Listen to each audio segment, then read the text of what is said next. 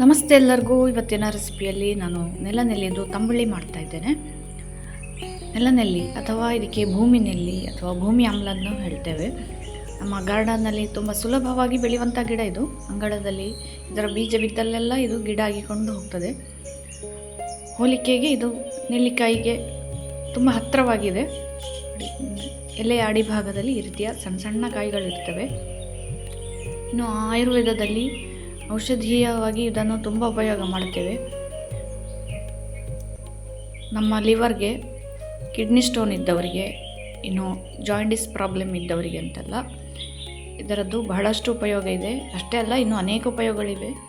ನಾವು ಇಂಟರ್ನೆಟ್ಟಲ್ಲಿ ನೋಡಿದರೆ ಇದರ ಉಪಯೋಗಗಳನ್ನೆಲ್ಲ ತಿಳ್ಕೊಳ್ಬೋದು. ಇನ್ನು ಇದರ ಜೊತೆಗೆ ಸ್ವಲ್ಪ ನಾನು ಕರಿಬೇವನ್ನು ಕೊಯ್ದಿಟ್ಕೊಂಡಿದ್ದೇನೆ ಒಗ್ಗರಣೆಗೆ ಅಂತ.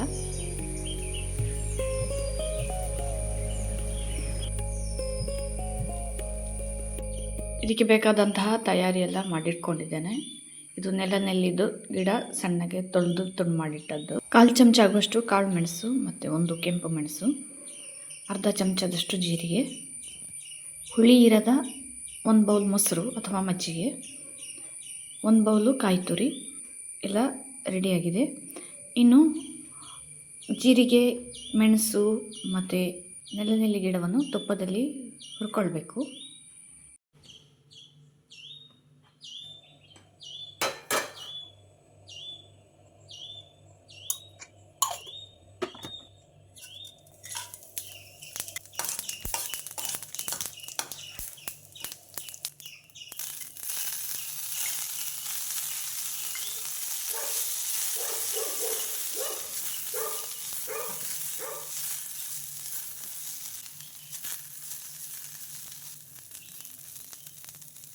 ಹುರಿದಿಟ್ಟಂತಹ ನೆಲನೆಲ್ಲಿ ತಂದ ನಂತರ ಮಿಕ್ಸಿಗೆ ಹಾಕಿ ಅದಕ್ಕೆ ಕಾಯಿ ತುರಿ ಮತ್ತು ರುಬ್ಲಿಕ್ಕೆ ಬೇಕಾದಷ್ಟು ನೀರನ್ನು ಸೇರಿಸಿ ನುಣ್ಣಗೆ ರುಬ್ಕೊಂಡ್ರಾಯ್ತು.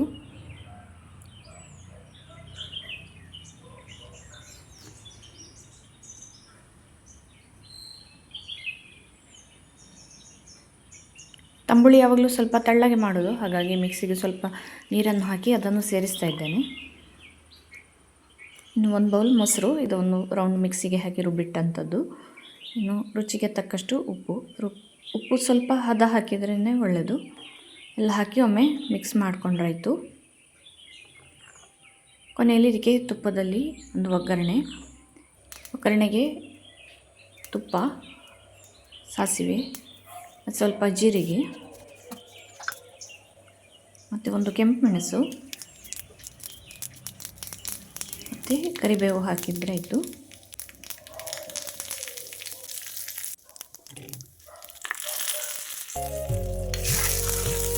ನೆಲನೆಲ್ಲಿಯ ತಂಪಾದ ಹುಳಿ ಅಂದರೆ ತಂಬುಳಿ ರೆಡಿಯಾಗಿದೆ. ಹೆಚ್ಚಾಗಿ ನಾವು ಊಟದಲ್ಲಿ ಮೊದಲಿಗೆ ತಂಬುಳಿಯನ್ನು ಹಾಕಿ ಉಣ್ಣುವಂಥದ್ದು. ಇವತ್ತಿನ ಈ ರೆಸಿಪಿ ಎಲ್ಲರೂ ಟ್ರೈ ಮಾಡಿ. ವಿಡಿಯೋ ನೋಡಲಿಕ್ಕಾಗಿ ಧನ್ಯವಾದಗಳು.